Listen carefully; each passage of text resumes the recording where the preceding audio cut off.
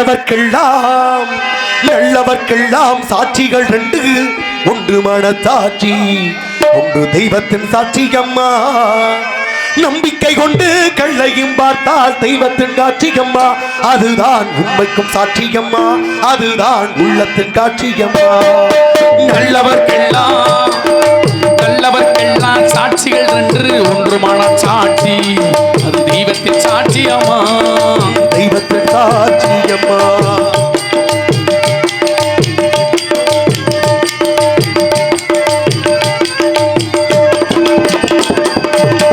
நதி வெள்ளம் காய்ந்து விட்டா நதி செய்த குற்றம் இல்லை, விதி செய்த குற்றம் பற்றி வேறு கேதம்மா. நதி வெள்ளம் காய்ந்து விட்டால் நதி செய்த குற்றம் இல்லை, விதி செய்த குற்றம் பற்றி வேறு கேதம்மா. பறவைகளே பதில் சொல்லுங்கள்,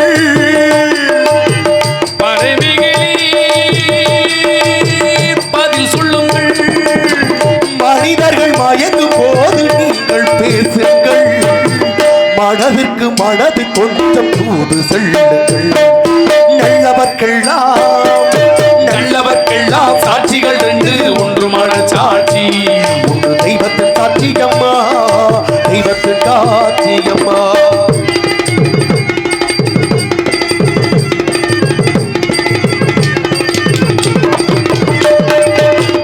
ஆண்டவன் அருகனெஞ்சில் ஒரு துளி அந்தம் இல்லை, அவனன்றி எனக்கு வேறு ஆறுதல் இல்லை.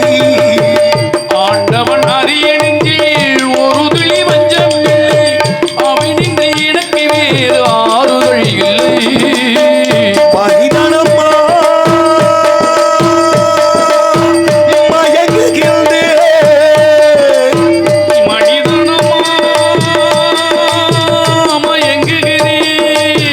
தவறுக்கு துணிந்த மனிதன் அழுவதில்லை, தவறியும் பாடமள்ளி விடுவதில்லை. நல்லவர்க்கெல்லாம் இந்த நல்லவர்க்கெல்லாம் சாட்சிகள் ரெண்டு, ஒன்று மனசாட்சி, ஒன்று தெய்வத்தின் சாட்சியம்மா. நம்பிக்கை கொண்டு கள்ளையும் பார்த்தா தெய்வத்தின் சாட்சியம்மா, அதுதான் உண்மைக்கும் சாட்சியம்மா, அதுதான் உள்ளத்தின் சாட்சியம்மா.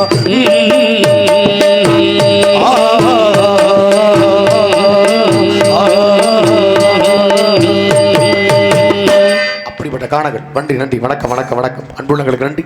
ராணி அப்படிப்பட்ட தெய்வீக சார ஒப்பற்ற குரலுக்கு பெருமை சேர்க்கக்கூடிய அற்புத வள்ளி இந்த இடத்தில் இருப்பது போன்று எனக்கு தெரிகின்றது. என்ன சத்தம் அது?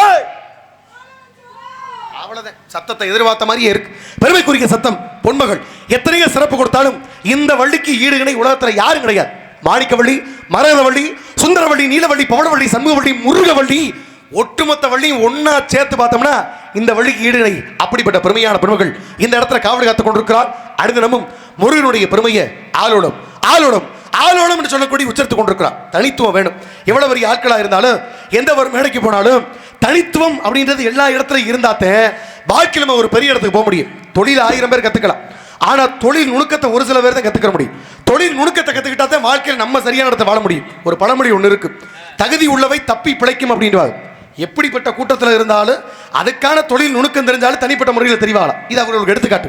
இது எப்படி தொழில் நுணுக்கம், எல்லாத்துலையும் இந்த தனித்துவம் எப்படி தெரியும் அப்படின்னு கேட்டீங்கன்னா அதில் ஒரு சிறப்பு இருக்கு. இந்த பள்ளிக்கூடத்தில் பார்த்தீங்கன்னா அதிகபட்சம் 5ஆவதுலேருந்து 10ஆவது வரைக்கும் இந்த கேள்வி கண்டிப்பான முறையில் இடம்பெற்றிருக்கும். எட்டயபுரத்தில் பிறந்தவர் யார், அவரை பற்றி விவரின்னு ஒரு கேள்வி கேட்பாங்க. அப்படின்ற கேள்வி இருக்கு. அப்படி ஒரு கேள்வி 10ஆவதுல மாணவர்களுக்கு கேட்கும் பொழுது கிட்டத்தட்ட ஒரு 60 மாணவர்கள் எழுதுறாங்க.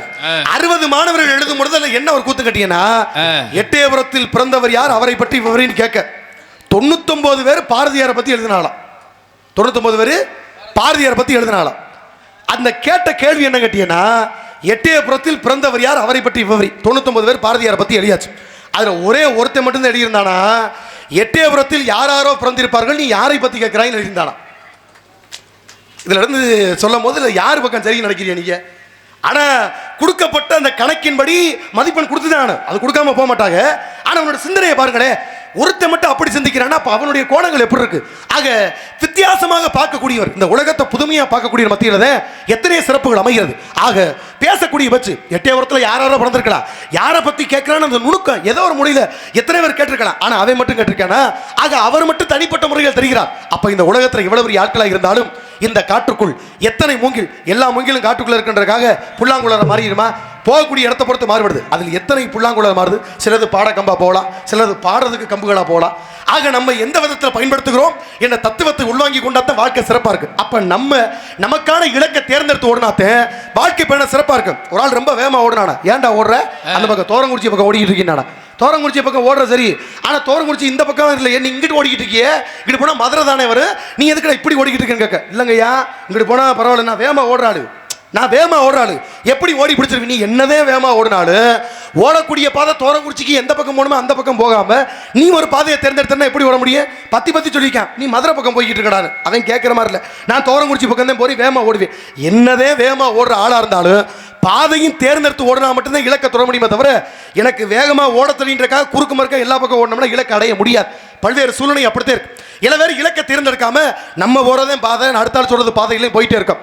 சில பேர் குன்னக்குடிக்கு மாலையை போட்டுவிட்டு மேல்மருவத்தூர் நோக்கி நடக்கிறது. அப்புறம் இங்க இருக்க முருகன் அங்க இருக்காரு. பல்வேறுடைய எண்ணங்கள் அப்படி இருக்கு. அப்ப நமக்கான தொழிலை பண்றோம்னா அதை தேர்ந்தெடுத்து அதுக்கான முறையில் போயிட்டே இருக்கணும். ஆனா பல பேர் சொல்லுவாங்க, நல்லா கவனிச்சு பாருங்களே, அம்பிட்டு உழைக்கிறையா, அவ்வளவு தூரம் உழைச்சிக்கிட்டு இருக்கேன், அப்படி சிறப்பா பண்ணிக்கிட்டு இருக்கேன், ஆனா எனக்கு சம்பளமே கொடுக்க மாட்டாங்க அப்படின்னு சொல்ல பல பேர் நீங்க பார்த்துருப்பீங்க. இது ஏன் அப்படி நடக்குது? எதுக்கு இந்த சிக்கல்? பூலகத்தோட கணக்காங்கிறது ஆரம்பிக்குது. என்னைக்குமே கடினமா உழைக்கிற ஆளை காட்டிலும் ரொம்ப கவனமா உழைக்கிற ஆளுக்கு மதிப்பு கூடுது. கடினமா உழைக்கிறோம் வாசிக்கிறோம்ன்றது நம்மளுக்கு மட்டும் தான் தெரியும். ஆனா மற்றவங்களுக்கு என்னப்பா எல்லாரும் வாசிக்கிற மாதிரி தான் வாசிக்கிறாப்புல, அவருக்கு மட்டும் என் சம்பளம் என்ன உறுத்ததான் செய்யும். என்னைக்குமே உழைக்கிற ஆளுக்கு மதிப்பு ரொம்ப குறைச்சலாத்தே இருக்கும். கேட்டாப்புலையா? பூலகத்தில் அப்படி ஒரு கணக்கு இருக்கு. இது எதுக்கு இது அப்படி கேட்டீங்கன்னா, நல்லா யோசிச்சு பாருங்களேன். வெள்ளித்திரைகள்லாம் மேலிருந்து மேல் மாடியில் குதிக்கிற மாதிரி காட்சிகள் எடுத்திருப்பாங்க. இந்த மேல் மாடியிலிருந்து குதிக்கிற மாதிரி காட்சி எடுக்கும்போது உண்மையான நடிகர் அதுக்கு போல குதிக்கிறது இல்லை, அவருக்காக ஒரு மனுஷன் வந்து குதிப்பார். அவருக்கு பேர் அங்கே என்னன்னு கேட்டீங்கன்னா டூப்புன்னு பேர். அவருக்கு பேரு டூப்புன்னு பேர். ஆனால் அவர் தான் உண்மையாலுமே மேலிருந்து குதிக்கிறாரு, குதிச்ச மாதிரி நடிக்கிறாரு பார்த்தீங்களா, அவருக்கு பேர் அங்கே நடிகர்னு பேர். அப்போ உண்மையாலுமே குதிச்ச ஆளுக்கு டூப்புன்னு பேர், நடிக்கிற ஆளுக்கு நடிகர்னு பேர். அது மாதிரி தான் உழைக்கிற ஆளுக்கு வந்து பல நடிகர்களையும் டூப்பு இருக்கிறார்கள், டூப்புக்குள்ளையும் நடிகர்கள் வாழ்ந்து கொண்டிருக்கார்கள். நாம் எந்த கோணத்தில் செல்ல வேண்டும் என்ற தத்துவத்தை தெரிந்து கொண்டால் வாழ்க்கை சிறப்பு அமையும். அப்படிப்பட்ட பெண்மை இருந்தாலும் பணமில்லாத வாழ்க்கை ஒரு வாழ்க்கையை தீர்மானிக்க முடியாது. எனவே பணத்தினுடைய மதிப்பு அறிந்து நான் சொல்லக்கூடிய பணம்